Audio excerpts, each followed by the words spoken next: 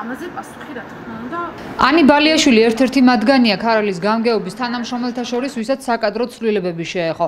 ის განათლების, კულტურისა და სპორტის სამსახურს ბოლო 2 წლის მანძილზე ხელმძღვანელობდა, მანამდე კი 4 წლის განმავლობაში ქარალის მუნიციპალიტეტის პრესსამსახურში მუშაობდა. დღეს კი მისთვის გაურკვეველი მიზეზების გამო დაკავებული თანამდებობიდან გაათავისუფლეს. ამის შესახებ მას პირადად გამგებელმა ამცნო.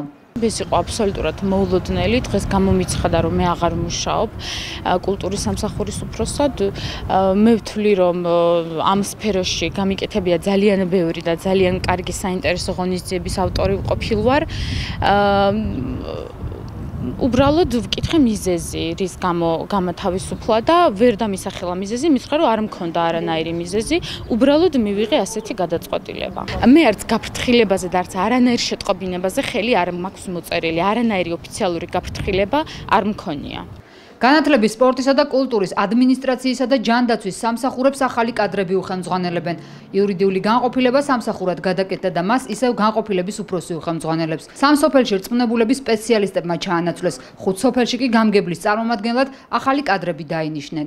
რა კრიტერიუმებით შეარჩია გამგებელმა ახალი კადრები, ამ საკითხის დეტალებზე ზაზა გულიაშვილი დიასთან არ საუბრობს.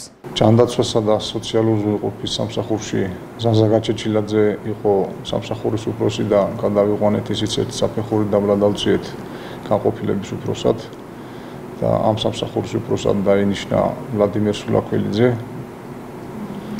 და განათლებასა და კულტურასა და სპორტის სამსახურში ანი ბალიაშვილი გავათავისუფლეს სამსახურიდან და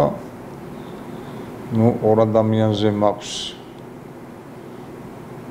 გამახვილებული ყურადღება და აქედან ერთ-ერთი დაინიშნება ალბათ ორშაბათს. ორშაბათისთვის იგეგმება ასევე ვაკანტურ ადგილებზე ახალი კადრების წარდგენა.